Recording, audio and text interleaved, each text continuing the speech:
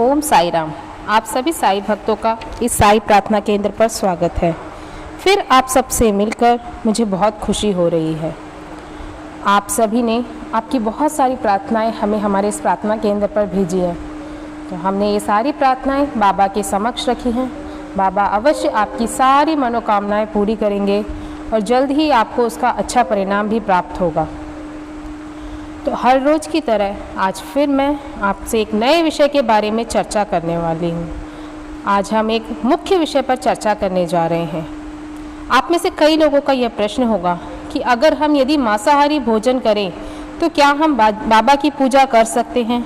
क्या यह सही है कि हम मांसाहारी भोजन कर बाबा की आराधना करें?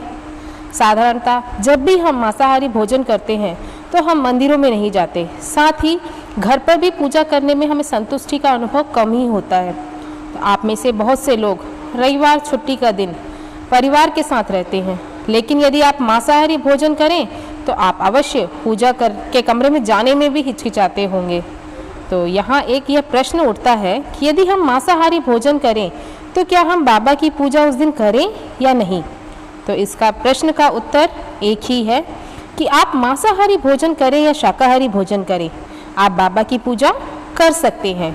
आप अपने घर पर पूजा करते समय इसमें कोई संदेह ही नहीं है, इसलिए मैं आपसे हमेशा यही कहती हूँ कि आप हमेशा सच्चरित्र पढ़िए। अगर आप साई सच्चरित्र पर विश्वास करते हैं तो आप उस सच्चरित्र को अपने जीवन में ढाल लीजिए, क्योंकि उस पवित्र ग्रंथ में स्वयं बाबा ने ही अपने शब्दों में कहा है कि हम इस सच्चरित्र को, लेकिन कई बार ऐसा होता है कि हम उस सच्चरित्र को पढ़ते तो हैं लेकिन उस पवित्र ग्रंथ में दिए गए शब्दों को सच में अपने जीवन में ढालने में असमर्थ होते हैं।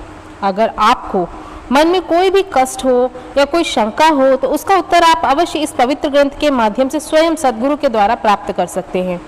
अगर हम सच्चरित्र को ना पढ़ें तो हमें इस प्रकार के अंधविश्वास को मानने के लिए हमारा जीवन हमें बाध्य कर देता है।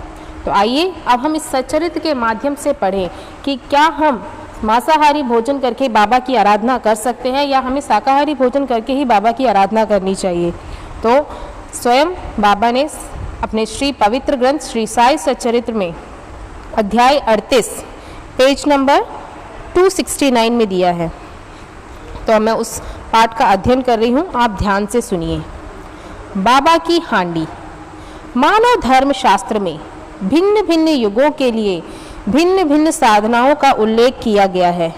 सद्गुरु में तप, सतयुग में तप, त्रेता में ज्ञान, द्वापर में यज्ञ और कलयुग में दान का विशेष महात्म्य है। सर्व प्रकार के दोनों में अन्न दान श्रेष्ठ है। जब मध्याह्न के समय हमें भोजन प्राप्त नहीं होता तब हम विचलित हो जाते हैं। ऐसी ही स्थिति अन्य प्राणियों की भी अनुभव कर जो भिक्षुक या भूखे को भोजन देता है वही श्रेष्ठ दानी है। त्रेता योगी निषाद में लिखा गया है कि अन्न ही ब्रह्म है और उसी से सब प्राणियों की उत्पत्ति होती है तथा उससे ही वे जीवित रहते हैं और मृत्यु के उपरांत उसी से भी लय हो जाते हैं। जब कोई भी अतिथि दोपहर के समय अपने घर आता है तो हमारा कर्तव्य हो जाता है कि हम उसका अभिनंदन करें, उसे भोजन कराएं। अन्न दान जैसे धन, भूमि और वस्त्र इत्यादि देने में पात्रता का विचार करना पड़ता है, परंतु अन्न के लिए विशेष सोच विचार की आवश्यकता नहीं है। दोपहर के समय कोई भी अपने द्वार पर आए उसे शीघ्र भोजन कराना हमारा परम कर्तव्य है। प्रथमतः लूले, लंगड़े, अंधे और रुग्ण भिखारियों को, फिर उन्हें जो हाथ पैर से स्वस्थ हैं और उन सभी के बाद अपने संबंधियों को भोजन कराना चाहिए। अन्य सभी की उपेक्षा पंगुओं को भोजन कराने का महत्व अधिक है। अन्न दान बिना अन्य सब प्रकार के दान वैसे ही अपूर्ण है, जैसे कि चंद्रमा बिना तारे, पादक बिना हार, कलश बिना मंदिर, कमल रहित तालाब, भक्ति रहित भजन, सिंदूर रहित सुहागिनी, मधुर स्वर विहीन गायक और नमक बिना भोजन। जिस प्रकार अन्य भोज्य पदार्थों में दाल उत्तम समझी जाती है उसी प्रकार समस्त दानों में अन्न श्रेष्ठ है। अब देखें कि बाबा किस प्रकार भोजन तैयार कराकर उसका वितरण करते थे। तो हम पहले ही उल्लेख कर चुके हैं कि बाबा अल्पाहारी थे। वे थोड़ा बहुत जो कुछ भी खाते थे वह उनके केवल 2 ग्रहों में ही भिक्षा में उपलब्ध हो जाया करता था। परंतु जब उनके मन में भी सभी भक्तों को भोजन कराने की इच्छा होती तो प्रारंभ से लेकर अंत तक संपूर्ण व्यवस्था वे स्वयं किया करते थे। वे किसी पर निर्भर नहीं रहते थे और न किसी को इस संबंध में कष्ट दिया करते थे। प्रथमतः वे स्वयं बाजार जाकर उस वस्तुएं अनाज, आटा, नमक, मिर्ची, जीरा, खोपरा और अन्य मसाले आदि वस्तुएं नगद दाम देकर खरीद लाया करते थे। यहाँ तक कि पसीने पीसने का कार्य भी वे स्वयं ही किया करते थे। मस्जिद के आंगन में ही एक भट्टी बनाकर उसमें अग्नि प्रज्वलित करके हांडी में ठीक नाप में पानी भर देते थे। हांडी दो प्रकार की थी, एक छोटी सी और दूसरी बड़ी। एक में 100 और दूसरी में 500 व्यक्तियों का भोजन तैयार हो सकता था। कभी वे मीठे चावल बनाते, कभी मांस मिश्रित चावल पुलाव बनाते थे, कभी कभी दाल और मुटकिले भी बना लेते थे। पत्थर की सीली पर महीन मसाला पीसकर हांडी में डाल देते थे। भोजन रुचिकर बने इसका वे भरसक प्रयत्न किया करते थे। ज्वार के आटे को पानी में उबालकर उसमें छाछ मिलाकर अम्बली आमटी बनाते थे और भोजन के साथ सब भक्तों को समान मात्रा में बांट देते थे। भोजन ठीक बना रहे या नहीं यह जानने के लिए वे अपनी कफनी की बाहों को ऊपर चढ़ाकर निर्भय उबलती हांडी में हाथ डाल देते और चारों ओर घुमाया करते थे। ऐसा करने पर भी उनके हाथ में कोई जलन का चिन्ह और न चेहरे पर कोई पीड़ा की रेखा प्रतीत होती थी। जब भोजन तैयार हो जाता तब वे मस्जिद से बर्तन मंगाकर मौलवी से फतिहा पढ़ने को कहते थे। फिर वे महसापति तथा तात्या पाटिल के प्रसाद का भाग पृथक कर शेष गरीब और अनाथ लोगों को खिलाकर उन्हें तृप्त करते थे। सचमुच वे लोग धन्य थे। कितने भाग्यशाली थे वे जिन्हें बाबा के हाथों का बना और परोसा हुआ भोजन खाने को प्राप्त हुआ। यहाँ कोई यह शंका कर ही नहीं सकता कि क्या वे मांसाहारी और शाकाहारी भोज्य पदार्थों का प्रसाद सभी को बांटा करते थे। इसका उत्तर बिल्कुल सीधा और सरल है। जो लोग मांसाहारी होते थे उन्हें आंडी में से दिया जाता था तथा शाकाहारी का स्पर्श तक ना होने देते थे। ना कभी उन्हें किसी के मांसाहारी का प्रोत्साहन दिया और ना ही उसकी आंतरिक इच्छा की किसी को उसमें सेवन करने की आदत लग जाए। यह एक अति पुरातन अनुभूत नियम है कि जब गुरुदेव प्रसाद वितरण कर रहे हों तभी यदि शिष्य उसके ग्रहण करने की में शंकित हो जाए तो उसका अधःपतन हो जाता है। यह अनुभव करने के लिए कि शिष्यगण इस नियम को किस अंश तक का पालन करते हैं वे कभी कभी परीक्षा भी लिया करते थे। तो इस अध्याय के माध्यम से हमें पता चल जाता है कि बाबा ने किस प्रकार शाकाहारी भोजन और मांसाहारी भोजन का अलग अलग वे बनाया करते थे और उसका वितरण किया करते थे। यहाँ अति स्पष्ट रूप से बाबा ने कहा है कि वे 2 हांडियों का प्रयोग करते थे, एक में 100 लोगों के लिए और दूसरे में 500 लोगों के लिए। एक हांडी मांसाहारी भोजन के लिए तथा दूसरी हांडी में शाकाहारी भोजन बनाया करते थे। बाबा ने कभी किसी को मांसाहारी भोजन करने का प्रोत्साहन नहीं दिया। जिसे जो पसंद है वो वैसा भोजन कर सकते थे। सबकी अपनी अपनी इच्छा है, लेकिन फिर भी बाबा जी ने भक्तों को ही इच्छा पूर्ति की है। बाबा ने कभी अपनी इच्छा को प्रोत्साहित नहीं की है। वे सदैव भक्तों की इच्छा के अनुकूल रहते थे, क्योंकि परमपिता को ज्ञात है कि उनकी संतान को क्या चाहिए। इस प्रकार हमारे सद्गुरु को ज्ञात है कि हमें क्या चाहिए। उसकी जानकारी रखने वाले हमारे महान गुरु श्री सच्चिदानंद सद्गुरु साईनाथ महाराज जी हैं। बाबा की पूजा की कोई अलग विधि या अलग रीति नहीं है कि हमें उस विधि में ही बाबा की पूजा करनी है या बाबा को ऐसा कोई कैसे प्रसन्न किया जाए, इसकी कोई विधि नहीं है। बाबा को किसी सीमा के अंतर्गत नहीं बांधा जा सकता, किंतु एक विषय पर बाबा को बाध्य माना जा सकता है, वो है सच्ची भक्ति। सच्चे प्रेम से उन्हें बांधा जा सकता है, यही सच है। इस सच को मैं आपको एक कहानी के माध्यम से बताती हूँ। तो कडप्पा नाम का एक भक्त था। ये शिव भक्त था। कडप्पा शिव भक्तों के 63 शिव के जो 63 म्यांमार में सच्चे जो भक्त हैं उनमें कडप्पा का नाम अति प्रसिद्ध है। कडप्पा का नाम क्यों अधिक प्रसिद्ध है, मैं आपको एक कहानी के माध्यम से बताती हूँ। क्योंकि उन्होंने उस प्रकार शिव की एक सच्ची भक्ति की है। वह एक छोटी सी पहाड़ी पर स्थित रहने वाला वह व्यक्ति, जिसे कि एक शिवलिंग प्राप्त होता है। उस क्षेत्र में, उस पहाड़ी क्षेत्र में उसे एक शिवलिंग मिलता है। वो शिवलिंग पूरा धूल, पूरी पत्तियों से ढका हुआ होता है। वह उस जगह को पूरा साफ़ करता है। साफ़ करने के लिए वो पानी कैसे लेके आता है? वहाँ के झरने पे पानी बहता है, लेकिन उसके पास कोई पात्र नहीं होता कि वो पानी कैसे लाए।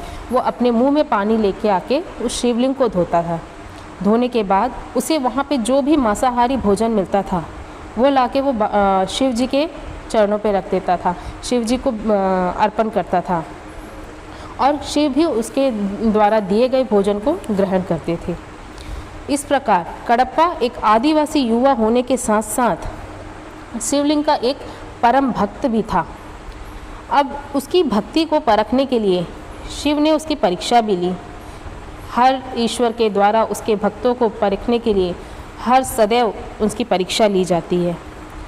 तो उसी क्षेत्र का रहने वाला एक व्यक्ति उस शिवलिंग को सदैव, एक गुरु थे जो उस शिवलिंग को हमेशा साफ़ करते थे। वे 15 दिन में एक बार आके, हफ्ते में या 15 दिन में एक बार आके उस शिवलिंग को साफ़ करके वहाँ पूजा पाठ करके उनको प्रसाद चढ़ा के चले जाते थे। फल आहार दे के शिवलिंग की पूजा करके जाते थे। लेकिन कडप्पा जो था वह जब भी आता तो वहाँ पे शिवलिंग को साफ़ करता, और जो भी उसके हाथ में मांस, जो शिकार करता, उस शिकार के द्वारा उसे जो भी वो मांस प्राप्त होता वो लाके उस शिवलिंग के सामने रख देता था।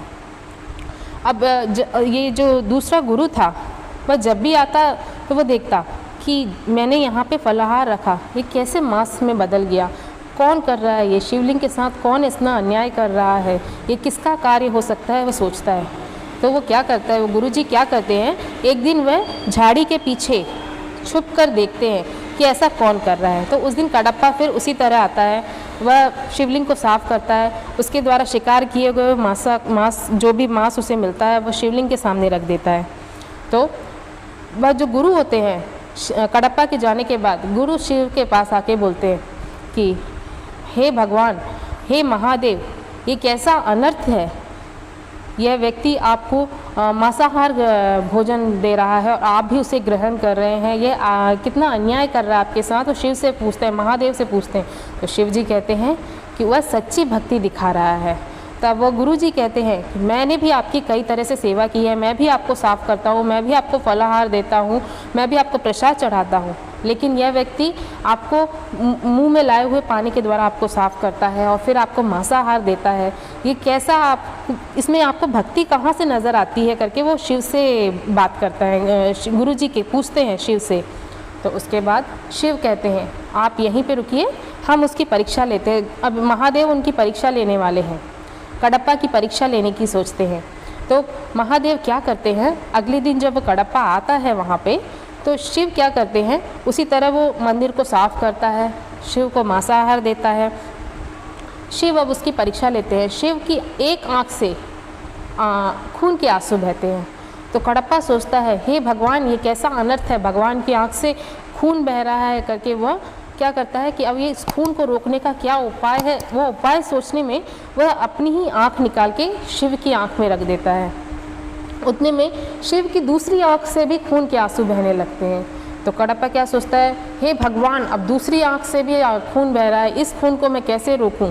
तो वह अपनी भक्ति वहाँ दिखाने के लिए, कडप्पा अपनी भक्ति दिखाने के लिए शिव की जो लिंग होता है उस पर अपने पैरों को रख देता है, क्योंकि जब वो अपनी दूसरी भी आँख निकालेगा तो उसे दिखाई नहीं देगा कि वो किस जगह पे उस आँख को रखे।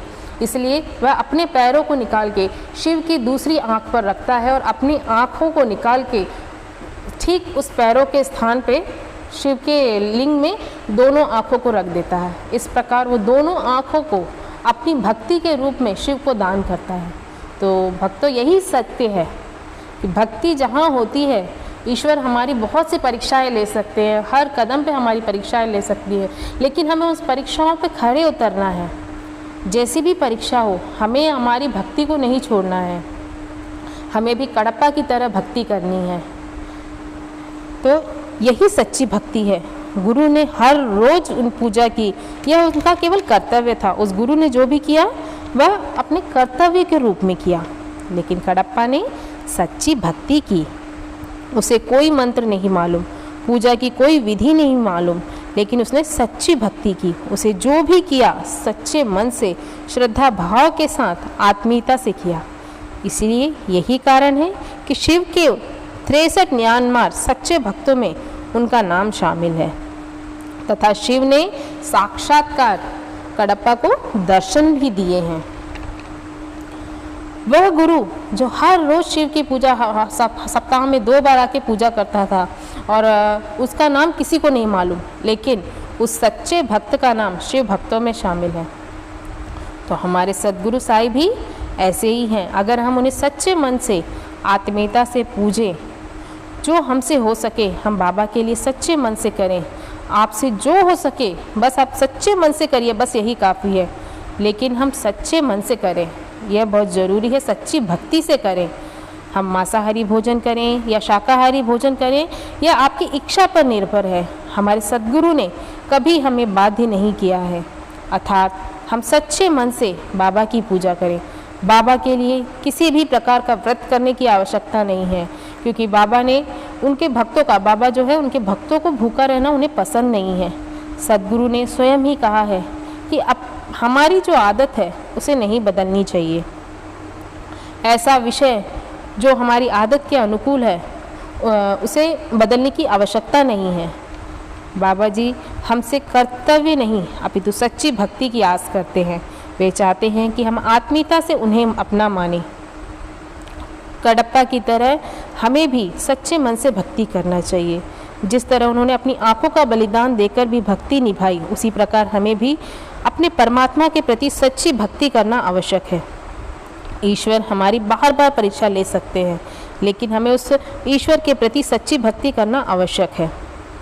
उस सच्ची भक्ति के सामने हम कोई भी परीक्षा में सफल हो सकते हैं। इसमें हमारे भोजन, रहन सहन का कोई फर्क नहीं पड़ता। अगर मैं आपको एक उदाहरण दे सकती हूँ यहाँ पे कि अगर किसी का स्वास्थ्य खराब है, किसी व्यक्ति का स्वास्थ्य खराब है और उसे ऑपरेशन करने, तुरंत ऑपरेशन किया जाए तो उसका ऑपरेशन करने से वह व्यक्ति स्वस्थ हो सकता है। तो डॉक्टर कभी भी अच्छे समय या बुरे समय को नहीं देखते, इसकी परवाह ही नहीं करते। वो सारा आभार उस ईश्वर पर डाल के उसका ऑपरेशन कर उस व्यक्ति को स्वस्थ करते हैं, क्योंकि वे एक जान को बचाते हैं। तो किसी की जान बचाने की कोशिश में वह समय की परवाह नहीं करते, अच्छे समय की राह नहीं देखते, तुरंत उस कार्य को ईश्वर के ऊपर डाल के वे अपना कर्तव्य पूरा करते हैं। अर्थात अच्छे कार्य को करने के लिए समय की परवाह हमें कभी भी नहीं करनी चाहिए। अर्थात हमें जब भी समय मिले हमारे सद्गुरु बाबा की पूजा या आराधना करना चाहिए। इसके लिए हमें कोई भी निश्चित समय, निश्चित भोजन करने की आवश्यकता ही नहीं है। आपको जो भी भोजन या आहार पसंद हो आप खा सकते हैं। इसका अर्थ ये नहीं है कि आप जानबूझकर मांसाहारी भोजन करें और भगवान बाबा की पूजा करें। वास्तव में हम जो भी आहार ग्रहण करते हैं उसका निर्णय पूर्व ही हमारे परमपिता के द्वारा निर्मित होता है। हम क्या करें और क्या खाएं, इन सब का निर्णय हमारे सद्गुरु द्वारा ही निर्धारित है। इसलिए सदैव ऐसा ना सोचें कि हमने मांसाहारी भोजन किया है। हमने वास्तव में यह आहार आपके द्वारा निर्मित नहीं, उस परमात्मा के द्वारा ही पूर्व ही निर्धारित है। अगर हमने भोजन नहीं खाया तो यह भी उस परमात्मा के द्वारा ही निर्धारित है। हम बाबा से कभी सभी के स्वास्थ्य, सभी की सुख समृद्धि, शिक्षा के लिए प्रार्थना करें। बाबा सभी की सारी मनोकामनाएं पूरी करें। बाबा का आशीर्वाद आप सभी पर बना रहे और आप सभी की जो भी मनोकामनाएं हो वो आप हमें हमारे इस कमेंट बॉक्स पर भेज सकते हैं। हम आपके लिए गुरुवार के दिन बाबा के समक्ष आपकी प्रार्थनाएं रखकर सामूहिक प्रार्थना करेंगे। बाबा अवश्य आपकी सारी मनोकामनाएं पूरी करेंगे। ओम साई राम। अगर आपको मेरा यह वीडियो पसंद आए तो इसे लाइक कीजिए और सब्सक्राइब भी कीजिए। ओम साई राम, ओम साई राम, ओम साई राम।